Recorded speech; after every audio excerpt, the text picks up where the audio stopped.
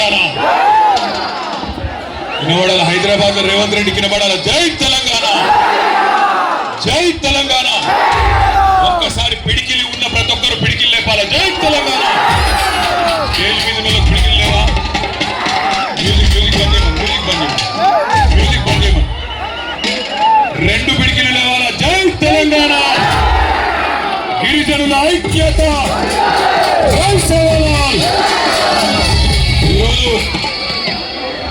మారికోటలో ఈ మహాధర్నా కార్యక్రమాన్ని ఏర్పాటు చేసిన మా ఆడబిడ్డ మహబూబాబాద్ జిల్లా బీఆర్ఎస్ పార్టీ అధ్యక్షురాలు, మాజీ పార్లమెంట్ సభ్యురాలు సోదరి మాలోత్ కవిత గారు, గౌరవ మాజీ మంత్రి, మీ అందరికీ సుపరిచితులైన పెద్దలు శ్రీమతి సత్యవతి రాథోడ్ గారు, గౌరవనీయులు పెద్దలు మరొక మాజీ మంత్రివర్యులు రెడ్డి నాయక్ గారు, గౌరవనీయులు మన మహబూబాబాద్ మాజీ శాసనసభ్యులు సోదరులు శంకర్ నాయక్ గారు, గౌరవనీయులు మాజీ మంత్రివర్యులు పెద్దలు ఎర్రబెల్లి దయాకర్ రావు గారు, శాసన మండలిలో మన పార్టీ ప్రతిపక్ష నాయకులు గౌరవనీయులు మధుసూదనాచారి గారు,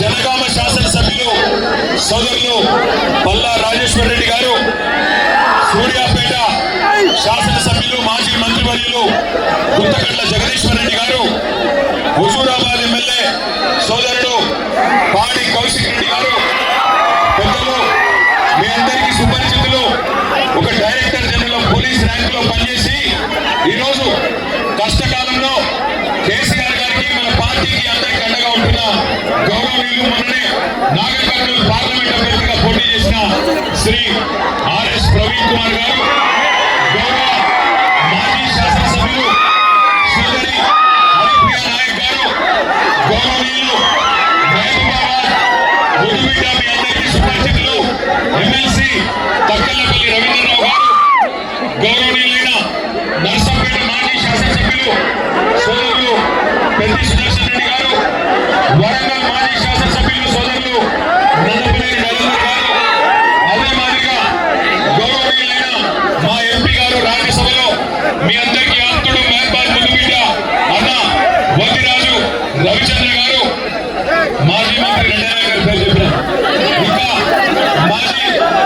మాజీ ఉప ముఖ్యమంత్రి గారు పెద్దలు అన్నగారు డాక్టర్ తాటికొండ రాజయ్య గారు, భూపాలపల్లి మాజీ శాసనసభ్యులు గౌరవనీయులైన గండ్ర వెంకటరమణారెడ్డి గారు, సత్తుపల్లి మాజీ శాసనసభ్యులు సీనియర్ నాయకులు అన్న సండ్ర వెంకటవీరయ్య గారు, మహబూబాబాద్ జిల్లా పరిషత్ చైర్మన్ సోదరి బిందు గారు, ఇంకా సోదరి మాజీ శాసనసభ్యురాలు చంద్రావతి గారు, ఇంకా తమ్ముడు రాకేష్ రెడ్డి గారు, డాక్టర్ రామ్మోహన్ రెడ్డి గారు మున్సిపల్ చైర్మన్ గారు, గాంధీ నాయక్ గారు, వాసుదేవ్ రెడ్డి గారు, మా తమ్ముడు రాజ్యసభ సభ్యుడు పెద్దలు మాజీ రాజ్యసభ సభ్యులు అన్న బడుగుల లింగయ్య యాదవ్ గారు, ఇంకా వేదిక పైన ఉన్న గౌరవనీయులైన పెద్దలందరికీ, శాసన మండలి సభ్యులు ఎంసీ కోటిరెడ్డి గారికి, అదేవిధంగా ఈరోజు ఈ మహాధర్నా కార్యక్రమానికి మానికోటలోని వివిధ గ్రామాల నుండి మానికోట నుండి వచ్చేసిన మా అన్నదమ్ములకు,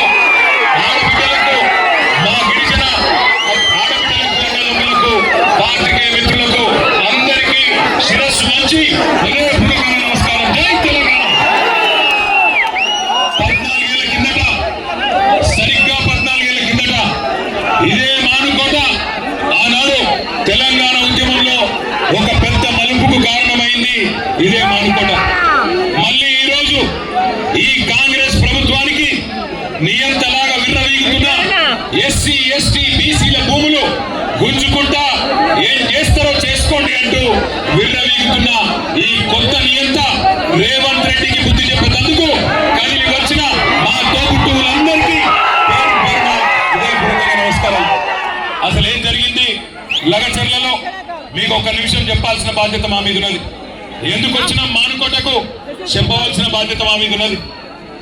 లగచర్లలో ఏం జరిగింది అంటే, కొడంగల్లో ముఖ్యమంత్రి గారి నియోజకవర్గంలో ఏం జరుగుతా ఉన్నదంటే, ఒక్క మాట మీరందరూ దయచేసి జాగ్రత్తగా బాగా వినాల.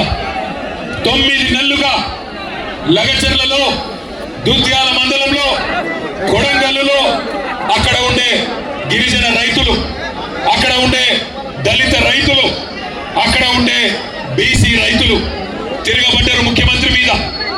3,000 ఎకరాలు, 3,000 ఎకరాల భూములు, మరి పేద చిన్న సన్నకారు రైతుల భూములు ఫార్మా విలేజ్ కోసం అని చెప్పి తీసుకుంటారని చెప్పి ముఖ్యమంత్రి ప్రభుత్వం మరి కాగితాల మీద కాగితాలు కలుపుతుంటే అక్కడ ఉండే మా లంబాడ అన్నదమ్ములు, మా బంజారా ఆడబిడ్డలు తిరుగుబాటు చేశారు.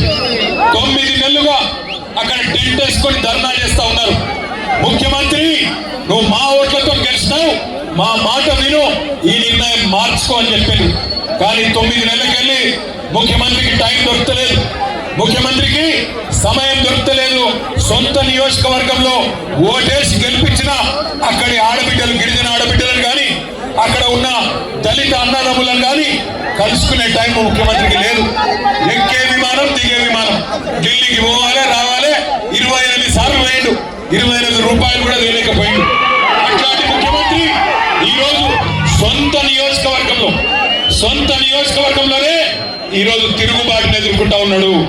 మొన్న జరిగింది అధికారులకు వ్యతిరేకంగా జరిగిన నిరసన ప్రదర్శన కాదు.